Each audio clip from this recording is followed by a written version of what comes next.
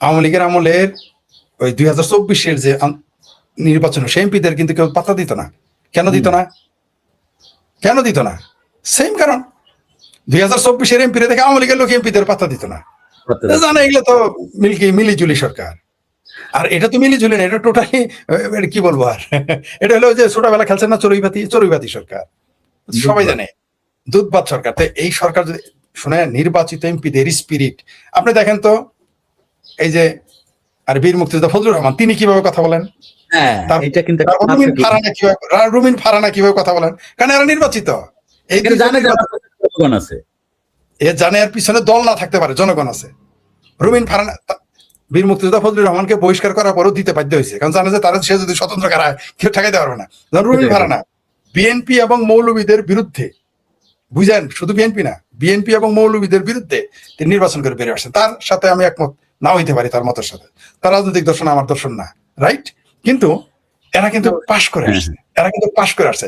তাদের ভাষা, তাদের বয়ান, তাদের বডি ল্যাঙ্গুয়েজ আর আমার ভাবির। আচ্ছা, আর একটা উদাহরণ ধরেন, আগামীতে আওয়ামী লীগ ক্ষমতায় আসলো, ধরেন 27 সালে ইলেকশন হলো, আমার মনে করেন গ্রেস দিয়ে পাশ করায় আনলো, মনে করেন কোন এক উপনির্বাচনে আমার নিয়ে আসলো, ভাই ওই এমপি আমি নিজে কনফিডেন্ট পাবো না যারা আমার পক্ষের আপনি কনফিডেন্ট পাবেন যে সে পরিত উপনির্বাচনে আমাকে একটা আসন ছাইড়ে দিছে, দয়া করে সে পাশ করে আসছে, ওই এমপির কোনো ভ্যালু আছে? থাকবে না। তাইলে বিষয়টা এরকম। আর যদি আমি নির্বাচিত হয়ে আসি, ফাইট করে 1 ভোটেও পার হয়ে আসি, 10 ভোট বেশি ভাবে পাশ করে, সেটা কিন্তু নির্বাচন, সেটা আমারও কনফিডেন্ট থাকবে, আমার যারা পক্ষে থাকবে বা আমি যারা আমার সাথে তারও কনফিডেন্ট না নির্বাচিত হয়ে আসছে। কারণ নির্বাচন একটা ব্যাপার, প্রত্যেকের বডি ল্যাঙ্গুয়েজ দেখেন আপনি, এরা যে নাটক করে আসছে। এটা কিন্তু আপনি যে কথাটা বলতেছেন, আমি জানি না কয়জনের আসলে এই দৃষ্টিভঙ্গি থেকে দেখতেছে, কেমন একটা মনে হয় না যে কেমন জানি মনে হয় যে আসলে কেমন জানি ইটস নট একটা নির্বাচিত সরকার ব্যাখ্যা নাই। আচ্ছা, আপনার খালেদা জিয়া 8 পাস, আদতে বাস্তবে 8 পাস, এটা তার অযোগ্যতা আমি ধরি না। একটা মানুষ, তার যে বয়স ছিল তখনকার সময় মানুষ পড়তো না। আমার মামা পড়ালেখা করে নাই, মূর্খ, তার মানে সে অযোগ্য? সে তার তো সিস্টেমই ছিল পড়ালেখা করবো না, বাপের গরু আছে, বাপের জমি আছে, ধান আছে, ক্ষেত আছে, বিল আছে, পড়বো কেন? সুতরাং আমি বলতেছি না যে খালেদা জিয়ার একটা দোষ। তাহলে 8 পাস ছিলেন। তারেক রহমান অন্তত ইন্টারমিডিয়েট পাশে, এই ব্যাপারে তো বিতর্ক নাই।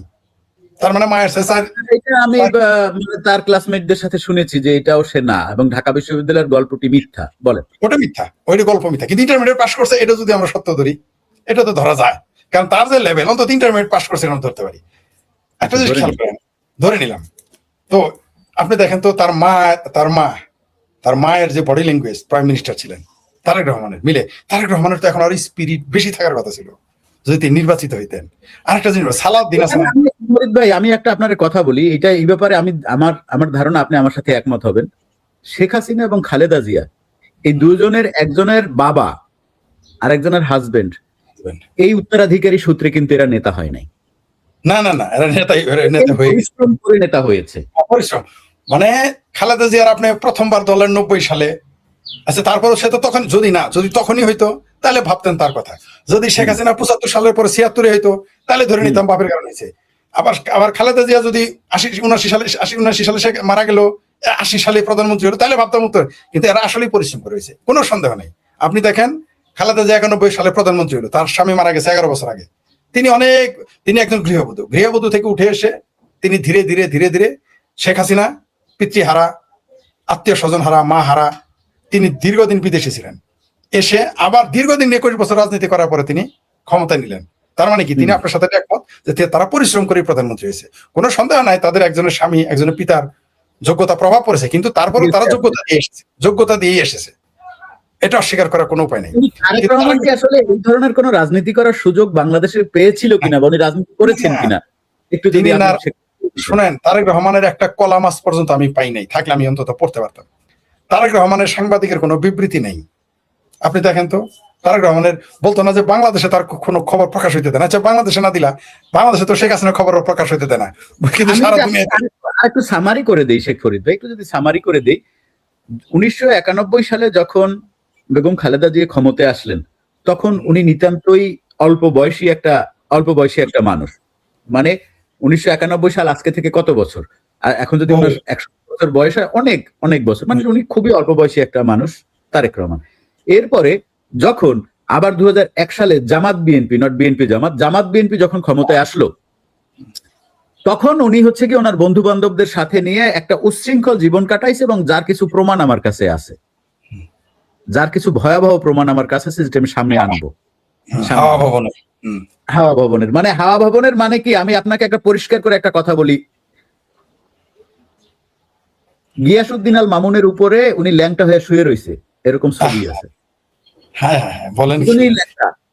দুজনেই ল্যাংটা, একজন আরেকজনের উপরে শুয়ে রয়েছে, এরকম ছবি আছে সেনাবাহিনীর কাছে। আমি আজকে আপনাকে এখানে সেনাবাহিনীর মানে বাল দিয়ে, মানে বাল বরাবর মনে করেন না, ওই ছবি আছে সেনাবাহিনীর কাছে, এবং তার সফট কপি আছে, ওই ছবি তারা স্ক্যান করে রাখছে। ঠিক আছে, অনেক কিছু ভাই আমাদের কাছে আছে যেটা আমরা বলতে পারি না। অত্যন্ত উচ্ছৃঙ্খল জীবনযাপন কাটাইছে তারেক রহমান। এরপরে সে সেনাবাহিনীর কাছে মুসলেকা দিয়ে তারপরে সে চলে গেল লন্ডনে। সেখানে সে ছিল 16 বছর। তার রাজনৈতিক চর্চাটা কোথায়? আমাকে যদি আমি এটা নিয়ে আমরা বলতে পারি যে মানে তারেক রহমানের রাজনৈতিক চর্চাটা কোথায়? হ্যাঁ, এটা নিয়ে আমরা অন্য একটা পর্বে টোটাল তাকে নিয়ে আলোচনা করবো। তবে আপনি কি বলেছেন, আপনি তার কোন রাজনৈতিক চর্চা আমি দেখি নাই। শুধু তাই না, বললাম তো, তার মতো 17 বছর একটা মানুষ বিদেশে থাকলে, বিশেষ করে তার যেহেতু রাজনৈতিক কেরিয়ার, তার বাবা প্রেসিডেন্ট ছিলেন, জেনারেল ছিলেন, তার মা প্রধানমন্ত্রী ছিলেন একবার না দুইবারের, তো তার তো অবশ্যই কোনো না কোনো পরিবর্তন হওয়ার কথা ছিল, কিন্তু আমরা তো দেখলাম না। যাই হোক, এটা আমরা পরবর্তী বিষয়ে আলোচনা করবো।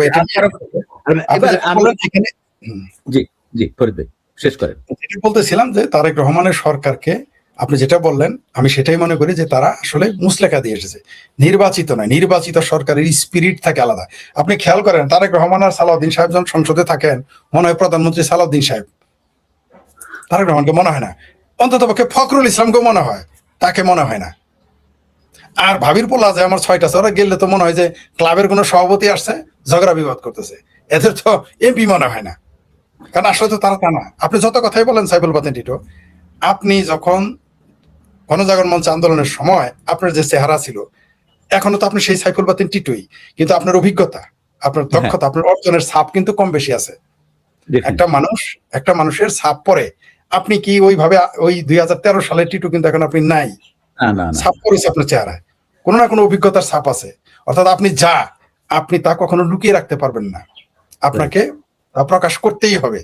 আপনি যে সেনাবাহিনীর মানুষ, আপনি যদি কাউকে পরিচয় না দেন, যখন আপনার সাথে কারো ঝগড়া ফাইটিং এ চলে যাবেন, আপনার আচরণে প্রকাশ পাবে যেটা কমন ম্যান নয়। এই কথাটা যখন বললেন, তখন আপনাকে একটা কথা বলি। আমি যখন দীপ্ত টেলিভিশনে চাকরি করতাম, তখন আমি রেল লাইনের উপর দিয়ে যখন হাইটে যাইতাম, তখন দুই পাশ দিয়ে গাঞ্জালারা দৌড় দিয়ে পলাইতো। ওরা মনে করতো যে এই লোকটা মনে হয় ডিফেন্সের। আসলে আপনি তাই, কিন্তু ওরা কিন্তু বুঝে ফেলতো। তো এটা স্বাভাবিক। এটা আপনি খেয়াল করেন যে বডি ল্যাঙ্গুয়েজ খালেদা জিয়ার কেমন ছিল, তিনি ভুল বলেছেন বা যোগ্য ছিলেন সেটা আলাদা কথা, কিন্তু তার যে বডি ল্যাঙ্গুয়েজ। কিন্তু তারেক রহমানের দেখেন তো, আচ্ছা মঈনুদ্দিন খান বাদল, তার দেখেন তো সংসদে ভাষণ, সুরঞ্জিত সেনগুপ্ত তার ভাষণ, ইভেন আমরা যাদের পছন্দ করি না, শাখা চৌধুরী, তার বক্তব্যের সাথে আমরা একমত নই, তার দর্শনের সাথে একমত নই, চেয়েছি ফাঁসি দিয়েছি, রাইট? কিন্তু তার রাজনৈতিক বক্তব্য সংসদে, তার কনফিডেন্ট দেখেন তো পার্থক্য কত, বহু পার্থক্য হয়ে যায়। কারণ হলো যে উনি তো ভোটে এসেছেন। যেমন আমি শাখা চৌধুরী সম্পর্কে একটা কথা বলি, অদ্ভুত ব্যাপার। তিনি কিন্তু 2টা আসনে নির্বাচন করেছিলেন একসাথে। মজার বিষয় হলো তার নিজের আসনে তিনি ফেল করেছেন, আসন থেকে পাশ করে আসছিলেন। অদ্ভুত ব্যাপার না? ওই যে মঈনুল ফখরুদ্দিনের সময় তিনি 2টা আসনে নির্বাচন করেছিলেন, এটা আমি জেনে বলছি আপনাকে। মজার বিষয় হলো তার আসনেই ফেল, অতিথি আসনে গিয়ে তিনি পাশ করেছেন, কিন্তু পাশ করেছেন তো। তার তো কনফিডেন্ট। আর সুরঞ্জিত সেনগুপ্ত, এরা ফেল করলেও দেখবেন তাদের বক্তব্য কি ছিল। তাদের বক্তব্য কিন্তু আপনি একজন এমপি, একজন নেতা। তারপরে আব্দুর রাজ্জাক, যিনি পরে বাকশাল করেছিলেন, তিনি এমপি ছিলেন না, কিন্তু তার আচরণ দেখেন তো। আবার অনেকে দেখবেন এমপি ছিল, যেমন আমাদের সরিষাবাড়ির এমপি ছিল জাতীয় পার্টির, তারা দেখলে মানুষ হাসতো। তারা দেখে না টিএনও দাঁড়াইতো না, তারা দেখে মেয়র দাঁড়াইতো না, তারা দেখে না উপজেলা চেয়ারম্যান দাঁড়াইতো না। এটা আমি নিজের চোখে দেখছি। তো করে কি জানেন, এখন যেহেতু মুখোমুখি হলে তো দাঁড়াইতে হবে, এরকম অন্য দিক তাকায় থাকে উপজেলা চেয়ারম্যান, মেয়র। কিন্তু পদাধিকার বলে আপনি এমপি রে পছন্দ করেন না করেন, আপনি সাইফুল বাতিন টিটু যখন প্রেসিডেন্ট হবেন, আপনি আমার জুনিয়র, তাতে কি? আপনি তো তখন প্রেসিডেন্ট, আপনি তো তখন সাইফুল বাতিন টিটু নয়। আপনার চেয়ারটাকে আপনাকে স্যালুট দিতে হবে, সবই করতে হবে। এমপি হয়েছেন, আপনি আমার জুনিয়র, কিন্তু আপনি এমপি, আমি তো তখন, আপনি যখন দাঁড়ায় থাকেন আমি বসতে পারি না ওই কোনো একটা অনুষ্ঠানে। না পারবেন না। ঘরে হইতে পারে, ঘরে আপনি আমার দেখে দাঁড়ায় থাকেন, এটা অন্য বিষয়, হ্যাঁ। বা আপনার সেটা আলাদা বিষয়। কিন্তু যখন প্রতিষ্ঠান, আপনি তো তখন একটা প্রতিষ্ঠান হয়ে গেলেন এমপি, তাই না? তারা দেখে কেউ দাঁড়ায় না। কারণ কি? কারণ ওইটা ছিল মিলিজুলি, মানে ওই যে ভুয়া নির্বাচনে আসছিল, তাই মানুষ তাকে গুরুত্ব দিত না। আর একটা ঘটনা বলি, আওয়ামী লীগের এমপি আসছে, আমি তার সাথে সেকেন্ড করলাম কোন একটা অনুষ্ঠানে, তো তার পাশে আরেকজন সাবেক এমপি, তার পাশে আরেকজন যে সে আওয়ামী লীগের নেতা, এমপি প্রার্থী আশা করতেছিল তখন যে এমপি ইলেকশন করবে। এটা আপনাকে আমি 15 বছর আগের, 10 বছর, 12-13 বছর আগের কথা বলতেছি। তা আমি গিয়ে বললাম, ভাই উনি তো অমক আসনের এমপি, সম্ভবত উনি মানে ওই রাজশাহীর কোন বেল্টের এমপি ছিলেন, নামটা ওই আসনটা মনে নাই। তা আমি বললাম, ভাই উনি তো এমপি, আপনি তারা দেখে দাঁড়ালেন না কেন? আমার কসুর এমপি। কয় ওরে তো আমরা এমপি বানাইছি, ভোট হয়েছে, আওয়ামী লীগের লোক বলতেছে, সে দাঁড়াইলো না তারা দেখে। আমি অবাক হয়ে গেলাম, এটা তো হয় না ভাই। একজন এই মুহূর্তে একজন এমপি, আমার দেশের এমপি মানে কি আইন প্রণেতা? আমাকে আমি তাকে পছন্দ করি না করি, সে তো আমার এমপি। যেমন মির্জা ফখরুল সাহেব যখন অপমান হইলো, ওই যে আমেরিকা গেল, ভাবির পোলাতে রান্না মারলো, আমি বললাম যে একটা আমাদের বড় দলের সেক্রেটারি, সেটা আমি পছন্দ করি না করি, যে বাংলাদেশের বিরোধী দলের নেতার উপস্থিতিতে একজনকে ডিম মেরেছে, এটা কিন্তু ইজ্জতের, মান সম্মান, দেশের সম্মান। সেই জন্য বলেছি। তো কেন বলেছি? একটা বৃহত্তর দলের। তো এরকম সবকিছুতেই আপনি যদি সম্মান রক্ষা করতে না পারেন, আপনাকে কেউ সম্মান দেবেও না। আপনার নিজের সম্মান কিন্তু নিজেকে রাখতে হবে। এইটা আচ্ছা, আমাকে যদি কালকে ঢাকা বিশ্ববিদ্যালয়ের ভিসি বানায় দেয়, আমার কে সম্মান করবে? ও ঢাকা বিশ্ববিদ্যালয়ের পিয়নও তো আমার দেখলে সম্মান করবে না। মনে করেন আমার ভয়ে মেনে নিল। মনে করেন যেমন সামরিক শাসন যখন শুরু হয়, তখন সেনাবাহিনীর আপনাদের লোকই ম্যাজিস্ট্রেসি পাওয়ার নেয় না? এখনো তো আছে। একটা 8 পাস বা ইন্টারমিডিয়েট পাস বা এসএসসি পাস একজন সৈনিক, সে কিন্তু তখন ম্যাজিস্ট্রেট, রাইট? না, এটা না ঠিক। এটা ধরে নিলাম। কিন্তু তখন কিন্তু একটা কমিউনিকেশন। আচ্ছা, আরেকটা জিনিস বলি, র্যাবের কথাই বলি। র্যাবের মধ্যে কি কি থাকে? র্যাবের মধ্যে পুলিশ থাকে, আর্মি থাকে, আনসার থাকে, নৌবাহিনী থাকে, আনসারও থাকে। আচ্ছা, এখন বলেন তো, কিন্তু তখন কিন্তু মর্যাদা সব এক হয়ে যায়। কেউ ঢাকা বিশ্ববিদ্যালয় থেকে পাশ করে গেছে, কেউ আবার আম করে সরিষাবাড়ির ওই শহরের মধ্যে একটা স্কুল থেকে 8 পাস করে আনসার হয়েছে, সেখানে একটা প্রবলেম সৃষ্টি হয় না? আপনি বলেন তো, হয় কিনা? আরেকটা উদাহরণ দেয়, কারেন্ট উদাহরণ দেয়। আমার ভাবির পোলারা যে হয়েছিল উপদেষ্টা পরিষদের আর কি অপদেষ্টা হয়েছিল, সচিবেরা, আপনি কি জানেন? সচিবেরা কান্দাকাটি করতো যে এর জন্য আমার দাঁড়ায় থাকতে হবে। শুধু তাই না, এই যে আমার 6টা ভাবির পোলা আছে না, এবং জামাতের বেদের দেখে টিয়নারা হাসাহাসি করে। এই কথা যখন বললেন তখন একটা তো বাস্তব কথা বলতেই হয়। আমার এক ছোট ভাই মাত্র উপসচিব হয়েছে। ও যখন উপসচিব হওয়ার অল্প কিছুদিন পরে আর কি কোন এক উপদেষ্টার সে আর কি সেক্রেটারি এরকম কিছু একটা হয়েছে। তো ও একদিন ফোন করে আমাকে, ভাই কাঁদতেছে পোলাটা, স্বাভাবিক আমাকে বলতেছে, ভাইয়া আমি চাকরিটা ছাইরা দিতে চাই। আমি কই থাম, তুই চাকরি ছাড়িস না, চাকরি ছাড়লে আমাদেরই লস। মানে বলছে, ভাইয়া আমার ওএসডি করে রাখুক, তাও বলো। আমি উপদেষ্টার নাম বলবো না, কিন্তু বলতেছে ভাইয়া এরে সালাম দিতে হয়, এরে স্যার ডাকতে হয়, এর সামনে ফাইল নিয়ে যাই দাঁড়াই থাকতে হয়, ভাই আমার জন্য কিছু করেন। আমি কিছু ভাই, আমি আমার নিজের হোগাই সাল নাই, আমি তোর লেগে কি কেমনে কি করুক। ও হয়তো মনে করছে যে আমার বন্ধু বান্ধব হয়তো আরেকটু সিনিয়র পজিশনে আছে, ও তো ছোট ভাই, তো মনে করছে তার, আমার তো আসলে কিছু নাই। ফরিদ ভাই, আমরা একটু অন্য আর একটা দিকে একটু চোখ ফেরাই, আমরা লাইফটি বেশি লম্বা করব না। ফরিদ ভাই, আপনার শরীরের অবস্থাও খুব একটা ভালো না, এটা আমরা জানি, এবং আপনার ডাক্তার আপনার লাইভ দেখতেছে, সেটা খুব ভয়ঙ্কর। অলরেডি আমার এই যে আর 10 মিনিট পরে অলরেডি দেখতেছে, 10 মিনিট পরে আমার গালাগালি শুরু করবো। আমরা আর 10-15-20 মিনিটের মধ্যে লাইভটা শেষ করব। ফরিদ ভাই, যেটা বিষয় সেটা হলো গিয়া, আমরা গাজী নজরুল ইসলামের ঘটনা জানি, এটি শেষের পর্যায়ের একটি ঘটনা। তারপরে আবার বেশ কয়েকটি ঘটনা ঘটেছে, যেটি হচ্ছে এই যে বিয়ের কথা বলে তারপরে প্রেগনেন্ট করে, যে একই ঘটনার আর কি পুনরাবৃত্তি ওখানেও। হ্যাঁ, এই যে আমি আপনাকে একটু দেখাই, নিউজটা যদি দেখাইতে পারি, দাঁড়ান আমি একটু নিউজটা এখানে সরাসরি দেখাইতে চাই দর্শক শ্রোতা বন্ধুদের। লিঙ্কটা আমি এখানে দেখাবো, লিঙ্কটা না আর কি, নিউজটা আর কি যেখান থেকে আসে। এখন এটাও গেল, মানে এটা মানে এখন ক্রমাগত এটাই ঘটে চলছে। এটার বাইরে আসলে জামাতের আপাতত কোনো কাজ নাই। জামাত এখন আসলে এইটাই করে এখন, মানে জামাতের এখন কাজের মধ্যে এইটাই আছে।